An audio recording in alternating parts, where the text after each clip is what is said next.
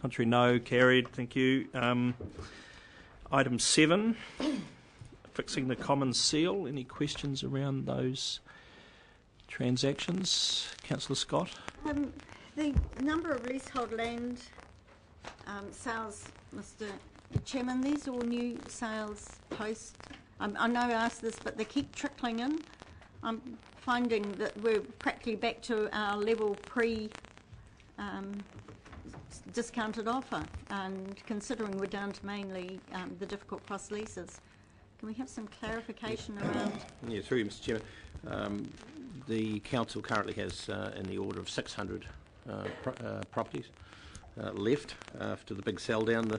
The sell down through the discount, I think from memory 286 or 290 properties were sold. Now there is a continuing trickle, but 3 to 4 a month, which isn't at the level of the discount period, but it still is happening, and that's because I believe interest rates are continue to be low.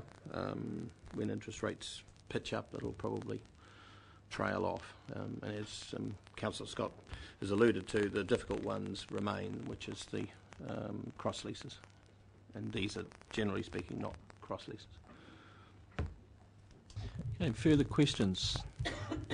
Someone happy to move? Councillor Scott, you happy to move that? We accept that. Councillor Rose, second. Yep. Wish to speak? Anyone? Put that motion. All those in favour, please say aye. Contrary, no. Carried. Item 8, recommendations from the Regional Transport Committee meeting. Thank you, Mr Chairman. I'll ask Mrs Gilbertson to come up in case councillors have any questions from the report that's been tabled.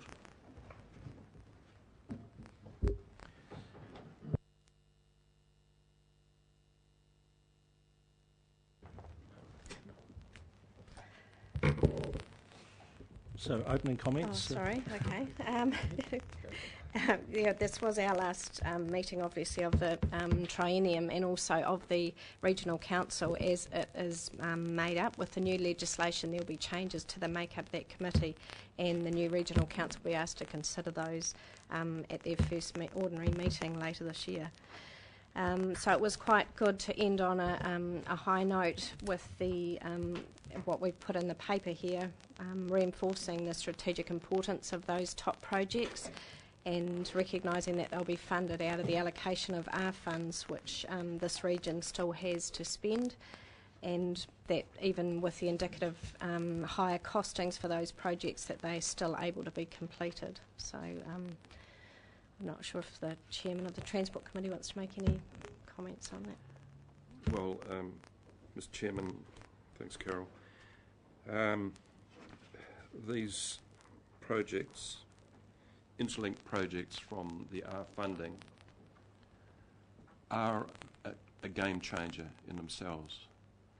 Maybe not quite on the scale of the Ruataniwha project, but if Ruataniwha happens, then these upgraded transport links across the Heretaunga Plains will be needed in any case, and will complement it. But for the first time, once these are built, the expressway will achieve its potential as the primary link between Napier Hastings and the port, and traffic will flow, particularly freight traffic will flow very easily from the industrial areas of Hastings and Wakatu through Napier to the port. As well as that, it will be a significant stimulus to economic industrial development, particularly in the Wakatu area, which is blessed with already very good water and wastewater infrastructure, but lack the strategic transport links. So it's a major achievement for the region, and the Transport Committee has worked very hard on this, as have the constituent territorials that will be contributing towards this. The only other comment I'd make perhaps is to ask Carol just to explain in relation to the Hawke's Bay Trails Marketing and Communication Plan. You may have noticed in the minutes later on that at the Transport Committee it was suggested that this lie on the table. Perhaps you can just give us an update on the status of that? I'll do that. And why we decided it should lie on the table in the first place? So you'll see the minutes on page 87 there in relation to this item. At the committee there was a bit of concern from the Territorial Authority representatives on the Transport Committee from Napier and Hastings, and it seemed that there was just a slight disconnect with staff and what the councillors themselves knew of in relation to the funding of ongoing maintenance for the trails in each of those TA areas. So rather than make any decision, we decided to leave it to lie on the table, and there was a steering group meeting a couple of weeks after the Transport Committee last week, and Mrs Lambert also attended that. So at the meeting we decided that the marketing and communication plan would actually be split into two documents, which seemed to be one of the areas that was of concern, and that there would be a steering group which would now oversee the regional cycling plan, and the marketing and communication plan would fall under the umbrella of the regional cycling plan. So the steering group will have an oversight of the regional cycling plan, probably meet every 6 months, and there'll be a working group on the communication plan, the marketing plan from staff, and that will be fed back up into the steering group so that we ensure there's no other disconnect or to make sure the messages are getting out there correctly. I probably won't. Questions? Councillor Scott, sorry, you A had... couple of questions, if I may, Mr Chairman, and that the reference to the Pakua and Links Road intersection, could we have some clarification about what's intended there? I presume that's a reaction to a safety issue as well as flow, and perhaps at the same time can I ask if there is any intention of improving the safety around the temporary measures of the West Shore Airport interlinks? And what is the status of the Pettigrew Corner overpass? I take it that's dropped off the list altogether. Okay, the first one, the Pakua Links Expressway. So what will happen is there will be a roundabout there, the lights will go. They're doing a reconfiguration, Pakua Links and the expressway, so that the traffic will actually now go round a roundabout. And there's also, they're building, the way they've designed it, that they're future proofing, so that if they need to do some sort of grade separation in the future, then that could happen, but that would have to come out of national funding further down the track. So that it is a safety issue, but also to get the flow of traffic moving along there. As when the Wakatu link is built, a lot more traffic will be fed onto that expressway, so that traffic volumes will increase. The next one, the airport, I can't actually comment on that. That's a state highway matter. I know that they're monitoring it quite closely, but there are plans around there to have a look at that. They've held a couple of workshops in terms of a better solution into the future, but I haven't been able to attend either of those. They've clashed with something else, so I'm not up to speed. I think they're just at the initial stages of investigation with it. And the other one, I actually have no knowledge of that one. Sorry, what was it? The Pettigrew overpass. The which? It's totally dropped off the Pettigrew Corner overpass. Yes. No. There's, the solution in the first instance will probably be a low-cost slip lane to move the traffic through. As to the airport, there's some planning work being done, but there's no allocation of funding for any significant works, and NZTA's